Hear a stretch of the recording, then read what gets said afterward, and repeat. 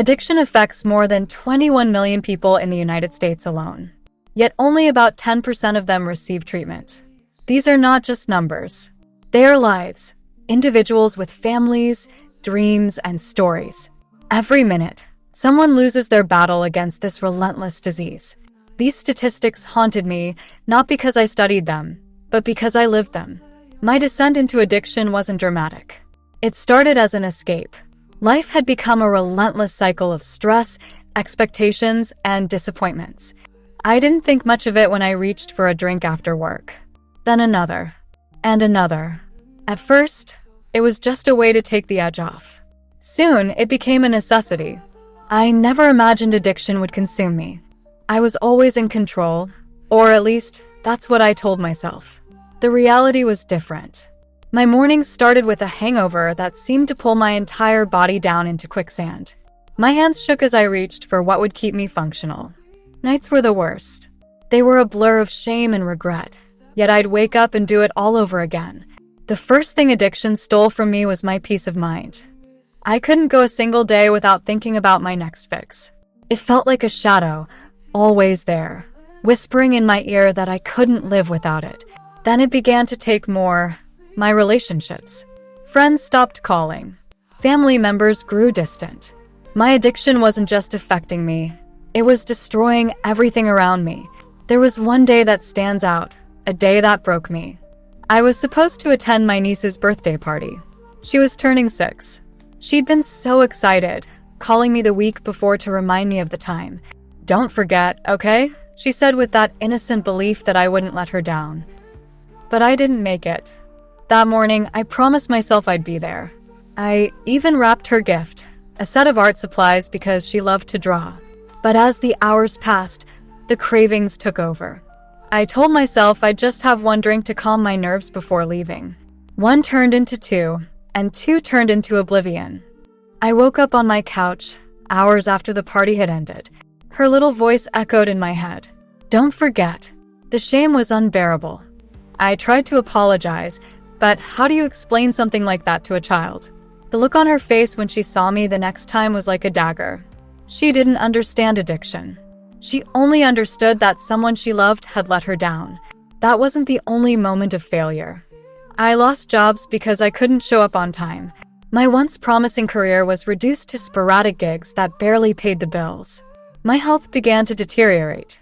I couldn't sleep, and when I did, I'd wake up drenched in sweat. My body felt like it was falling apart, and so was my mind. One night, I hit what people call rock bottom, though it felt more like falling into an endless pit. I was alone in my apartment. Empty bottles surrounded me, and the silence was deafening. I realized I hadn't spoken to another person in days. My phone had stopped ringing because everyone who cared about me had given up. As I sat there, staring at the mess my life had become, a thought crept into my mind. Maybe it would be better if I wasn't here. That was the scariest moment of all, not just because I thought it, but because I believed it. Addiction is a thief.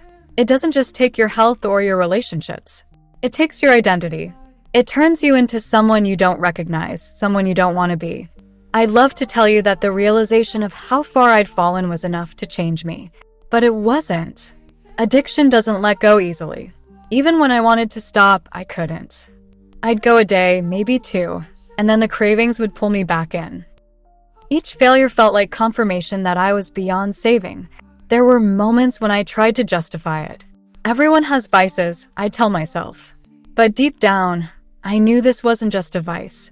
It was a monster, and it was winning. The turning point wasn't dramatic. There was no epiphany, no life-changing event. It was just another day like so many others. But this time, as I looked around at the wreckage of my life, something inside me shifted. I didn't feel hope or strength. I just felt tired.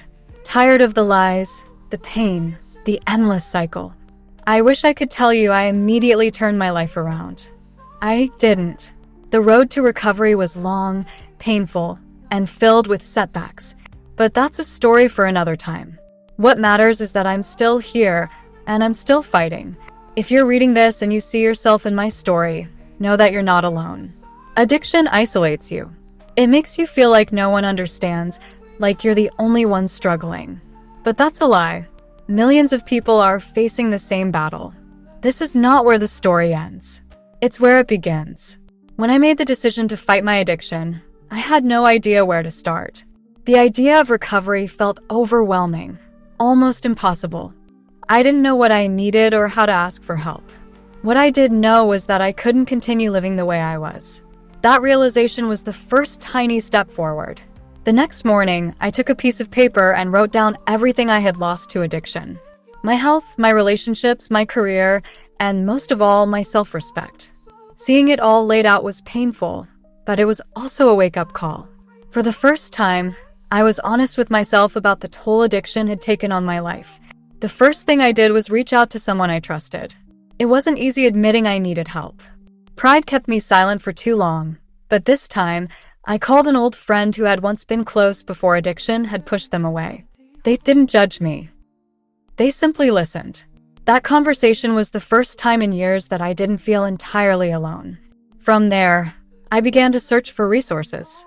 I looked for support groups in my area and found one that met weekly. Walking into that first meeting was terrifying. I was afraid of being judged, but what I found was a room full of people who understood my struggles. Hearing their stories gave me hope. For the first time, I believed recovery was possible. The early days of recovery were some of the hardest. My body craved the substances I had relied on for so long.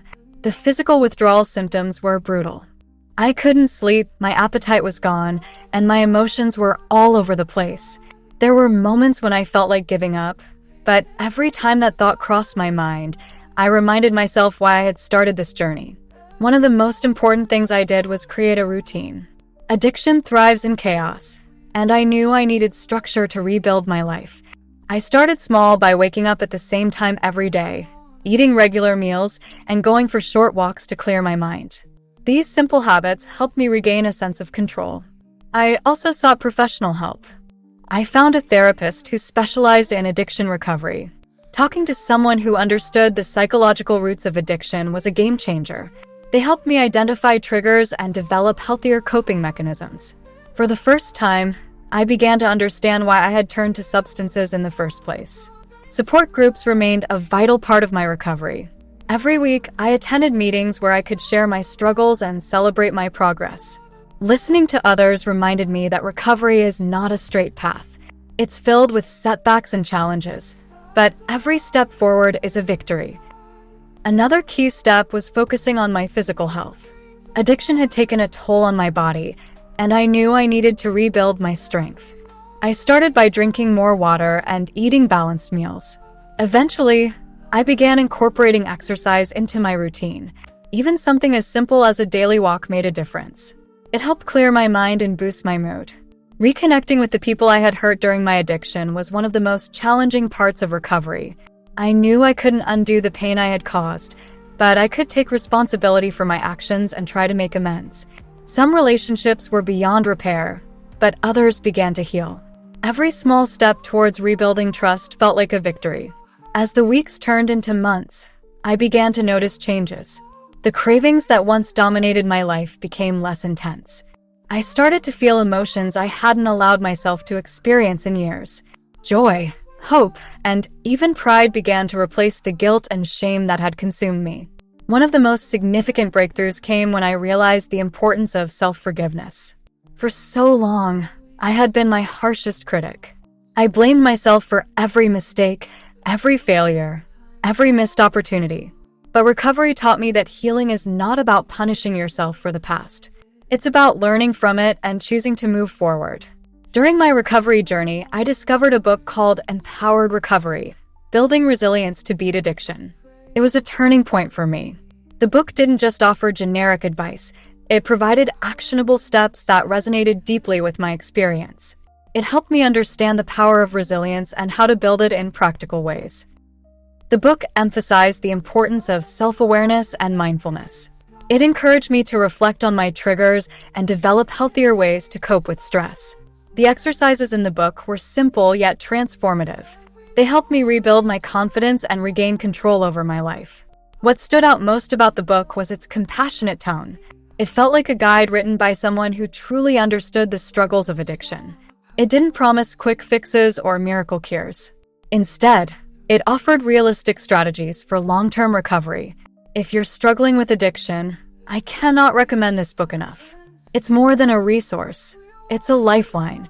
You can get a digital copy of Empowered Recovery, Building Resilience to Beat Addiction at LibriFFY.com. The link is in the description. This book changed my life, and I believe it can change yours too.